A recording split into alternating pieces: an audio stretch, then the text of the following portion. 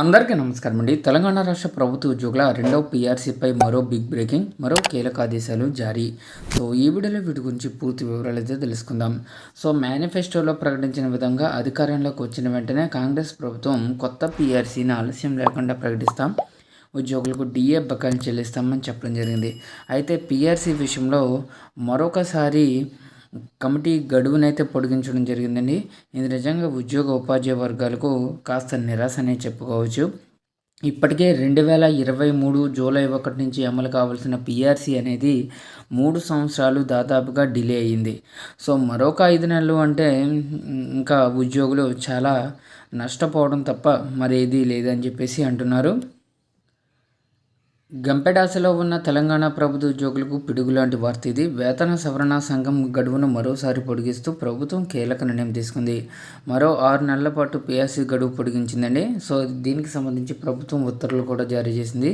ఈ ఏడాది సెప్టెంబర్ వరకు పీఆర్సీ కమిటీని పొడిగిస్తూ నిర్ణయం తీసుకోవడంతో ప్రభుత్వ ఉద్యోగులకు తీవ్రంగా నిరాశ ఎదురైంది. భారీ ఆశల్లో ఉన్న ఉద్యోగులకు ఈ వార్త చేదుగులుకులా మిగిలింది. ప్రభుత్వ ఉద్యోగులకు సంబంధించిన 2020 సవరించిన వేతన శ్రేణుల పే ఫిక్సేషన్ ప్రక్రియను పూర్తి చేసేందుకు తెలంగాణ ప్రభుత్వం గడువును మరోసారి పొడిగించింది. పీఆర్సీ కమిటీ గడువు పొడిగిస్తూ ఆర్థిక శాఖ ప్రిన్సిపల్ సెక్రటరీ సందీప్ కుమార్ సుల్తానియా నిన్న ఉత్తర్వులు అయితే జారీ చేశారు. 6 నెలలు పొడిగించడంతో సెప్టెంబర్ వరకు ఉన్న ఈ కమిటీ గడువు పొడిగించారు. పెండింగ్లో ఉన్న పే ఫిక్సేషన్ పనులన్నింటినీ సెప్టెంబర్ 30, 2026లో పూర్తి చేయాలని ప్రభుత్వం ఆదేశాలు ఇచ్చింది. అయితే ఈ ప్రక్రియను మార్చి 31, 2023 నాటికి పూర్తి చేయాల్సి ఉండగా 3 ఏళ్ల నుంచి గడువు పొడిగిస్తూ వస్తున్నారు. తాజాగా మరోసారి పొడిగింపు చేశారు. కొన్ని కారణాలతో ఇంకా అనేక పనులు పెండింగ్లో ఉన్నాయని ప్రభుత్వం భావించి గడువును పొడిగించినట్లు తెలుస్తుంది. అయితే ఆఫీసర్స్ కమిటీ సిఫార్సుల మేరకు ప్రభుత్వం గడువును పొడిగించినట్లు సమాచారం. అన్ని ప్రభుత్వ శాఖల కార్యదర్శులు, విభాగాధిపతులు, జిల్లా కలెక్టర్లు, డ్రాయింగ్ అండ్ డిస్బర్స్మెంట్ ఆఫీసర్లు నిర్ణీత గడువులోగా అర్హతలకు అనుగుణంగా వెరిఫికేషన్ ప్రక్రియ పూర్తి చేయాలని ప్రభుత్వం ఆదేశించింది. తాజాగా గడువు పొడిగించడంతో ఉద్యోగులు తమ జీతాల పెంపుపై ఆశలైనట్లు భావిస్తున్నారు. ఇప్పటికే అనేక సమస్యలు పెండింగ్లో ఉండగా ఇప్పుడు పీఆర్సీని కూడా వాయిదా వేయడంతో ప్రభుత్వం తమపై నిర్లక్ష్య వైఖరి ప్రదర్శిస్తుందని ప్రభుత్వ ఉద్యోగులు తీవ్ర ఆగ్రహంతో ఉన్నారు. ఇప్పటికే 4 డిఏలు చెల్లించాల్సి ఉండగా ఇప్పటివరకు దిక్కులేదు. ఇక పెండింగ్ బిల్లులు విడతల వారీగా ఇస్తూ ఉండగా రిటైర్మెంట్ ఉద్యోగులకు వారి బెనిఫిట్స్ రాక తీవ్ర అవస్థలు ఎదుర్కొంటున్నారు. ఇన్ని సమస్యల పరిష్కారం కాకపోయినా పీఆర్సీ వస్తుందనుకుంటే మరోసారి రేవంత్ రెడ్డి సర్కారు పొడిగించడంతో వారు తీవ్ర నిరాశకు లోనయ్యారు.